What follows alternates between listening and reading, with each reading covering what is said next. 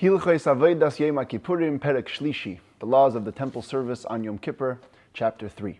Today we're going to focus on three high points in the Yom Kippur service as it took place in the Beis HaMikdash. The first is the famous raffle that would happen between two goats, where one of them was chosen to be offered as a sin offering to Hashem, and the other would be pushed off a cliff as part of the atonement procedure for the Jewish people. The second high point is what the high priest would do with the blood of the goat that was offered as a sin offering, together with the blood of the bull that he offered as a personal sin offering. Those two were both taken inside the temple structure, and the blood was sprinkled both in the Kodesh HaKadoshim, in the Holy of Holies, and also in the Heichal, in the holy area in front of the Kodesh HaKadoshim. And that was a whole procedure which we'll discuss. And also the reading of the Torah that the Kohen Gadol would do in the afternoon of Yom Kippur. So the Rambam begins with the raffle. Halacha Aleph Shnei Hagoyrolis, the two lots that were used in the raffle. Echad kasuv alav laHashem, ve'echad kasuv alav laAzazel. One lot had written on it the word laHashem, for God, and the other one had written on it the word laAzazel, which literally means for the cliff, for the mountain, the jagged mountain. V'heim ksherim mikol davar. The material that these lots are made out of is kosher to be made from any material. Bein min ha'etz, bein min ha'even, bein min ha'mateches, whether it's wood or stone or metal. Aval lo yiyeh echad gadol ve'echad katan, but they should not be in disparate shapes. They have to be uniform. You can't have one big, one small, echad kesef, echad zav, one silver, one gold. Ela shneim shavin, they have to both be exactly similar in every way. V'shal eitz hayu, even though it's kosher to be made from any material, the Rambam tells us that historically they would use wood. Actually, the Talmud tells us they used to use a wood that's called boxwood. Eshkeroya is the name. Ubebayis sheni asu eisam shal zahav. In the Second Temple times, somebody came and switched them out from wood into gold. They would put the two lots into a bowl or into a utensil that was big enough to hold both hands at once. In other words, the high priest didn't pick out using one hand, pick a lot, and then pick a second lot. He had to put both his hands inside. It had to be enough for the Kohen to put in both his hands right away without intending to choose a specific one with a specific hand. And so the box had to be big enough to hold both hands. This container which held the lots was not considered holy. It wasn't sanctified with any level of holiness, and it was wood. The kalpi shmoi. Its name was kalpi. Kalpi is either an Aramaic word for raffle box, essentially, lottery box. Halacha beis, heichon magril, where would the lottery take place? B'mizrach ha'azara, b'tzfain ha'mizbeach. In the east of the temple courtyard, to the north of the mizbeach. Manichin sham hakalpi. They would place the container, the box with the lots. Uma'amidin shnei asirim, and they would bring the two goats, and they would have them stand in a very specific way. Pneihen lemayrav va'achareim lemizrach, facing west towards the temple structure, the Kodesh HaKadoshim, with their backs to the east. The Kohen Gadol balisham, the high priest would come there. The Hasgan miminoi v'reish beis av mismaila, with the deputy Kohen Gadol, the person who was in his stead ready to take over. If anything problematic happened to the high priest, he was to the right. And to the left was the person who was the head of that day's watch of Kohanim, because of course every week there was a new watch of Kohanim that came to serve. It happened to be Yom Kippur was in their week. And then in that week, there was a daily rotation. The family was divided into 7 parts, and every day there was somebody else. So that day, whoever the Reish Beis Av, the head of that day's group was, he would stand to the left of the Kohen Gadol. Both goats would stand in front of the Kohen Gadol, one to his right and one to his left. Halacha Gimel Taraf Bakalpi. He would mix his hands in the lottery box. And he would bring up the two lots in both of his hands, l'shem shnei ha'seirim, for the two goats. Upaiseach yadav, and right away open up his hands to reveal which lot was holding in which hand. Im shal shem ala biyaminai, the two guys that were assisting on the right and the left, they would take a look. So if the lot that had the word Hashem's name on it came up in his right hand, Hasgan, so the deputy who was standing right there, Omer, he would say, Ishi kohen gadol hagbea yamincha, my master, the high priest, lift up your right hand to show that this is the one that has Hashem's lot. V'im bismoil Allah, and if it came up in the left hand, that's the one that had Hashem's name on it. Reish Beis Av, so the person who was standing to his left, the head of the daily watch, would say to him, Ishi kohen gadol hag basmoilcha, my master, the high priest, lift up your left hand, so everyone can see that it says Hashem's name in the left hand. And whichever one it happened, after he lifted up his hand, he would take the two lots, the Kohen Gadol, and put them both on the goats. Shal yamin al yamin, v'shal smoil al shal smoil. The one in his right hand onto the right goat, and the one in his left hand to the goat to the left side of him. If he doesn't actually place them on the goats, that's fine. He's just missing a mitzvah. In other words, ideally, you should do it. The placing of the lot on the head of the goat is a mitzvah which is not essential. So if you didn't do it, it's fine. On the other hand, the lottery itself is essential, even though it's not part of an actual service. Therefore, interestingly, if for whatever reason the high priest was weak or he couldn't do it or he didn't want to do it, technically a non-Kohen can take the lots and place it on the goats because it's not an essential mitzvah, it's not essential to the service. And the lifting of the lots from the lottery box cannot be done by a non-Kohen because even though it's not part of the temple service officially, but it's essential to the stage of the Yom Kippur ceremony. And therefore, it had to be done by a Kohen, in this case, the high priest. Afterwards, the Kohen Gadol would take a strand of red or crimson wool, mishkal shtei slayim, it weighed the weight of 2 silver coins, and he would tie it beroish soir hamishtaleach, onto the head of the goat that was going to be sent away. So in other words, not the Hashem goat, the Azazel goat. Uma'amidai keneged beis shiluchai, and he would have it stand facing where it was going to head out of the temple premises onto the way to be sent to the cliff. V'lanishchat, then he would take the goat that was going to be slaughtered as a sin offering, and he would stand it keneged beis shchitasai, facing where it was going to be slaughtered. Now the goat is on standby. V'shoichet es par hachatas asher loi.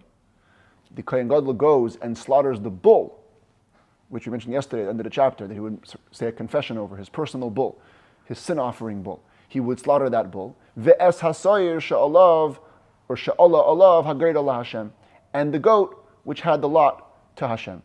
So at this point the raffle is over, and 2 animals are slaughtered, the bull and the goat. Umachnis daman laheichel. The Kohen Gadol brings their blood inside the temple structure. The heichal, here it is. He's inside the heichal by the poreiches. Umaza midam shneyen b'yom hazeh arboim v'shalosh hazoyes. And in total, he's going to sprinkle the combined bloods of the bull and the goat 43 times. Ve'eluhein, and this is the order. Mazet chila midam hapar. He first takes the blood of the bull, and he sprinkles it shmeina hazoyes b'kodesh hakadashim, 8 sprinklings in the Holy of Holies, bein badei ha'arein, between the poles of the Holy Ark, karev lekapeides betefach, about a handbreadth away from the cover of the ark. Shenemar, as it says, v'lifnei hakapeides yazeh, he needs to sprinkle the blood in front of the kapeides, in front of the cover of the Holy Ark. Umazeh sham, those 8 sprinklings he would do over there, achas lemaila v'sheva lemata, 1 sprinkling going upwards. As you can see in the picture, his finger is facing upwards and he would sprinkle it this way. And 7 of them he would go the other way, downwards, sprinkling the blood downwards. From tradition we learn, even though it says in the Torah only sprinkle 7 times, so what is this 8th time? What is this 1 up and 7 down?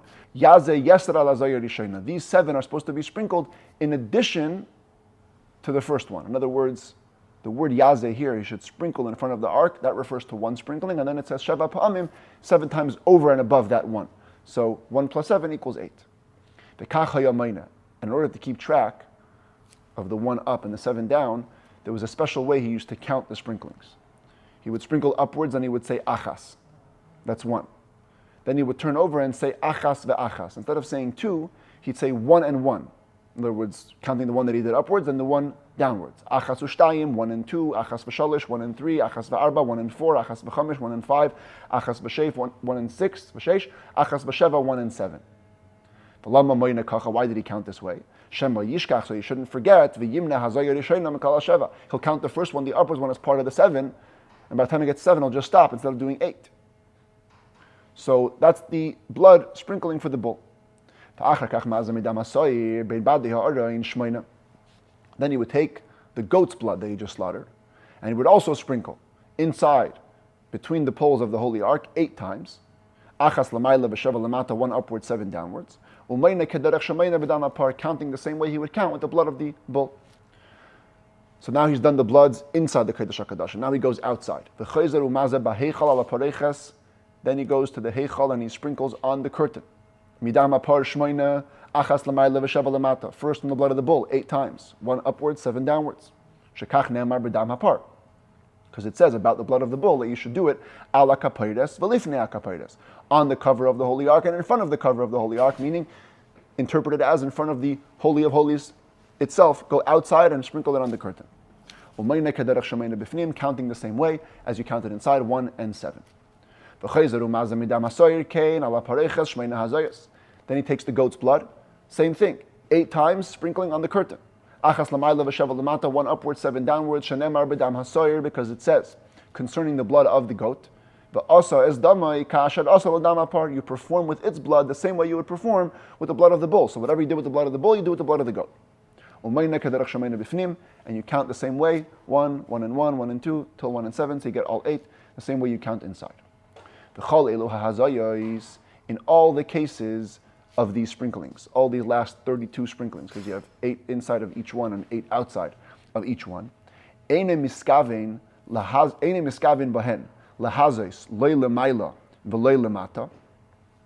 wouldn't intend to sprinkle in a specific way, upwards, all the way up, or downwards, all the way down, ela kematzlif, rather like a whip, like somebody who was kind of snapping a whip, just light movements upwards and downwards in the regular fashion.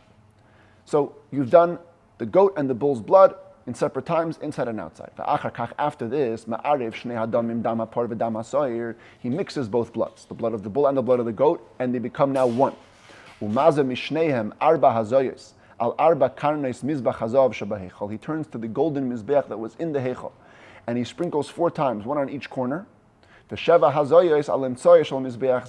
times on the middle. That's 11. 32 plus 11, 43. In every case of these 43 sprinklings, he needs to re-dip his finger in the blood before every sprinkling. Not that he should sprinkle 2 times from one dipping. Every sprinkle requires a new immersion of the finger, and then you sprinkle it wherever it needs to be sprinkled. Whatever blood is left over after all the sprinkling is completed, and the Kohen Gadol goes out to the outer mizbeach and pours it on the western hole in the base at the bottom of the mizbeach. Halacha Zayin, now that he's completed all the services of the goat and the bull inside the Beis HaMikdash, he turns to the goat that's going to be sent away to the cliff. The Kohen Gadol then sends off the live goat in the hands of a man who was prepared from yesterday. He was designated to be the one to bring the goat to the desert. Technically, anybody's kosher to walk the goat. But the high priests were very particular. They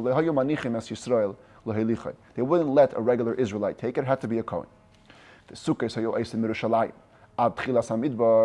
From Jerusalem all the way to the point in the desert where the Kohen had to reach, they would make sukkahs, like little huts. They construct these little huts. And one person or multiple people would spend the Shabbos. In other words, they would begin Yom Kippur over there, so they could escort him from one sukkah to the next. Yom Kippur is like Shabbos. There's a certain distance you're allowed to walk on Shabbos. This is out of the city. One of the ways, if you recall from way back in the laws of Shabbos, one of the ways that you can get yourself to walk in extended spaces is if you make what's called an Eruv Tchumen. You place food in a location, thereby declaring this is where you accept Shabbos. And now from that point on, you can walk another 2,000 amos, or about 3,000 feet. So they would set up from Yerushalayim till the point of the desert different sukkahs where people would spend Yom Kippur. Think about it. You know, these were Jews that literally gave self-sacrifice. It was Mesiras Nefesh. All the Jews wanted to be in the temple to watch the Kohen Gadol. These guys are spending the whole Yom Kippur waiting in the sukkah to see the Kohen for 1 second carrying the goat that's going to go to the cliff and atone for the Jewish people. And they would sit there the whole Yom Kippur and they would escort him from one sukkah to the next. Al kol sukkah v'sukkah oimrim loy harei mazen v'harei mayim. At every sukkah, they would actually offer him food and water. It's Yom Kippur. But they would offer him to drink and eat, because obviously it could be very hot, and it was okay as part of the service for him to take that drink or food. If he was weak and needed to eat, he could technically eat. But the Rambam says, you should know historically, never was the Kohen weak enough that he had to eat. Never needed it. The men in the last sukkah, they would go the maximum they could walk. They would stand at the edge of the tchum, where they could no longer pass. The Kohen would pass. It's part of the service, so he was allowed to. And they would watch what he was doing from far. What would he do? So you remember that he had a red string tied between his horns by the Kohen Gadol. The Kohen now takes the red string, splits it. Half of it he ties to a rock nearby. Here you can see it's white in the picture, and I'll soon explain why that is. But in a moment, originally it was red. He ties half of it to the rock, and half of it between the horns of the goat. He pushes it backwards, so it can't see where it's falling. Then it rolls down and goes down the cliff. So jagged was the cliff that the goat didn't even reach the halfway point, and it was already dismembered into many limbs. The Kohen would return, and he would wait by the last sukkah till it would get dark. Because on the way to do the mitzvah, you can violate the tchum laws or whatever needs to be violated. But on the way back, you can't do it unless you need to. So he would wait at the last sukkah till it got dark. The thing with the string was that it says in the Gemara that after the goat was pushed off and the atonement was achieved for the Jewish people, the string would turn white. This was the Kohen's way of knowing that Hashem's atonement was accepted. That the Jews' tshuva was accepted and Hashem forgave them, because it would turn white. And then he would go back and sit by the last sukkah till it got dark. They made darkiyos as like sentries, people that were positioned along the way. Umenifin besudarin, they would wave with flags. That they should know when the goat reached the point in the desert, because part of the Yom Kippur service could only commence once the goat reached the desert. So how are they going to know? There's no communication. So they would station people along the way, and as he got to the midbar, they would wave their flags and wave it all the way back to Yerushalayim and pass on the message that, hey, the goat arrived in its destination. Now returning to the temple, once the Kohen Gadol handed off the goat to the person who was going to walk it to the desert, he goes back to the bull and the goat themselves, the ones whose blood he had sprinkled inside. The Kairan, he tears them open, as they would do with most sacrifices, and takes out the innards, the fats and the meat that are offered on the Mizbeach. He puts them into a container, a utensil, and offers them on top of the Mizbeach. Then he would cut the rest of the flesh into big cuts, still attached to each other, kimin kliya, as a form of a braid of sorts, without dismembering them. So it was cut in pieces, but it was not detached. And he would send them with special people's hands to take them out to the Beis HaSeifa, which is a burning area outside the temple premises, where they would actually burn them. Where they would be fully cut with their hide, as we explained, into pieces, and they would be burnt. Once the communication came back that the goat had reached the desert, the high priest came out to the women's courtyard to read the Torah. That was part of the Yom Kippur service. Uvizman kriyasai, at the time of the reading, while this was going on, simultaneously, surfin aparva asar beveis hadeshan, they would burn the bull and the goat in the burning place outside the temple. Lefichach, therefore, says the Rambam, it was impossible to see all of the Yom Kippur service by one person. If somebody chose to watch the high priest while he was reading the Torah, you couldn't see the bull and the goat while they were being burnt. They say, just as an aside, by the Rebbe, Yom Kippur was a very, very special day, especially the end. By Mincha time, the Rebbe would go to Maftir Yoina to say Maftir, the whole book of Jonah, and then at the end of Yom Kippur, by Ne'ilah, there was Napoleon's March. Now the Maftir would happen in the middle of the shul, and the Napoleon's March would happen at the front of the shul by the Rebbe's place, and everyone wanted to see both.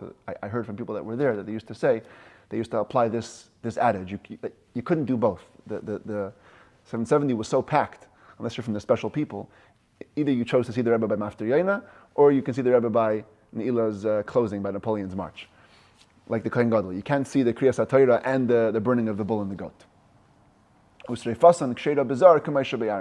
And the burning of the bull and the goat was kosher to be done even by a non-Kohen, as we explained in the laws of the Maaseh HaKarbonis and the sacrificial procedures. At that part didn't require a Kohen to have it be done. Halacha tes, some more about the reading of the Torah. Kriya zu eina avoda. This reading of the Torah is not considered to be an avoda, a service. Lefichach, therefore, im ratza likres b'vigdei choil levanim mishalai. If the Kohen Gadol wants to put on some nice white clothes that he bought himself, he can do so. He doesn't have to use the Kohanic garments. If you wanted to use the Kohanic white garments, you can do that. The Rambam is of the opinion that the clothing of the high priest, or Kohanic garments in general, is allowed to be benefited from by the Kohanim, even if they're not in the midst of actual service, as we explained in the laws of Klei HaMikdash earlier in this book.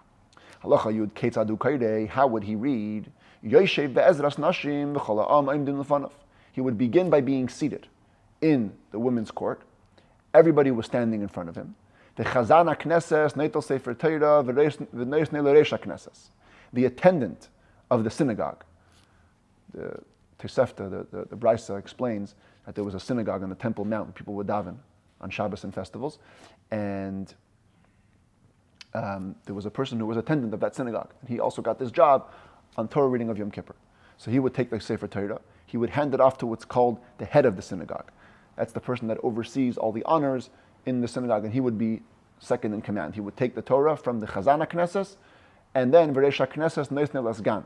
He would hand it off to the deputy Kohen Gadol. The Hasgan Neisnei Kohen Gadol, the deputy would hand it off to the actual Kohen Gadol. The Kohen Gadol Oimedu Mekabel. At this point, the high priest would stand up, take the Torah, Oimed V'koirei, and he would stand and read. What would he read? Achrei Mois. This is, you can see the beginning of the portion Achrei Mois where the temple service is described. Ve'ach be'aser shebeparshas Mayades, and also the passage that begins with the word Ach be'aser talks about Yom Kippur in Parshas Emer, the portion that we read on every holiday, till the end of the paragraph over there. The Goyla HaTorah, then he rolls the Torah closed, Umanicha bechekai, and places it into his bosom. V'omer, and he would say, Yoser mima shekarasi lifnechem kasuv kan. You should know that there's more written in this Torah scroll than what I read. And the reason that he says that is because he's about to recite another passage from the Torah by heart. And people could think that that passage is not in the Torah, it's missing from the scroll. So he first announces, no, there's more than what I read in here.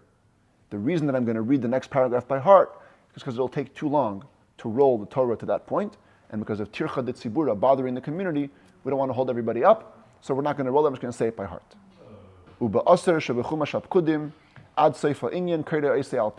The paragraph that begins Ube Asar in the book of Numbers, where it talks about the Musaf offering of Yom Kippur, he would read that by heart until the end of the paragraph. Rambam says it clearly. Why does he read it by heart? Because we don't roll a Torah scroll in the community while everyone's there.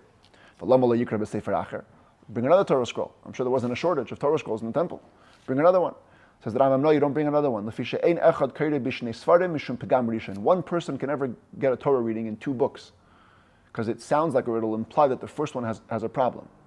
So you only read from one Torah scroll, and you read what's easy to access. Achrei Mois and Ach Ba'asar are very close by to each other. And the other one you read by heart. Halacha Yud Aleph, Be'ez Shekairei, when he reads the Torah, Mevarech Lefaneo La'achareo Kederech Shem Mevarchim Bebeis HaKnesses. He makes a blessing before and a blessing after, the same way anybody reading the Torah in shul would make a blessing. U'moisif La'achareo Sheva Brachas, and he also adds 7 blessings afterwards. Ve'elu Hein, and they are. First, some familiar ones from the daily Amida. Ritzei Hashem Elekeinu v'chulu, Moedim Anachnu Lach v'chulu, the blessing of Moedim that we say every day in Shemona Esrei. Slach Lanu Avinu Ki Chatanu, a blessing of forgiveness, which we also have in the Amida daily, because it's Yom Kippur, it's Day of Atonement, so he would recite that. But he would conclude it in a very different way than what we're used to. He would say, not like we have today, Chanun Amar B'Lisloyach, but rather, Baruch Atah Hashem, blessed are you God, Moichel Aveinis Ama Yisrael Berachamim, who forgives the iniquities of his nation Israel in mercy, with mercy. Harei Shalish Brachas Ketiknan. That's 3 blessings as they've already been established. We don't need to have any new nusach, any new liturgy. This was already composed, and it's part of the Shemona Esrei. He just applies it over here. Then you make another blessing. which was more fluid. And it sounds like from different places in Talmud that he could actually invent the text of the blessing as he feels. He makes a blessing for the Holy Temple, a blessing for itself, whose concept or whose content should be that the temple should stand strongly with the divine presence inside it. He had to conclude it in the following way: Baruch atah Hashem sheichin b'tzion. Blessed are you, Hashem, who rests in Zion. He makes a blessing special for the Jewish people. Inyana, whose content is Sheyeshia Hashem es Yisrael, v'lo mehen melech, that God should always help the Jewish people, and no king, the monarchy, should never leave them. He would conclude with the words, Baruch atah Hashem haBeicher b'Yisrael, blessed are you, God, who chooses Israel. He makes a blessing for the Kohanim, special blessing for the priests. Inyana, whose content is that God should accept their deeds, their service, and bless them. He concludes in the following words, Baruch atah Hashem mekadesh haKohanim, blessed are you, God, who sanctifies the Kohanim. Then the Kohen Gadol will express a personal prayer, beseeching, a song, a request, as he's fluent. And he concludes with the following words: Hoisha Hashem Amcha Yisrael, please Hashem, help your nation Israel. She'amcha Yisrael tzrichin lihivasheya, because your nation Israel needs to be helped. Baruch atah Hashem Shemei Tefillah, blessed are you, Hashem, who hears all prayer. And that was the conclusion of the Torah reading service.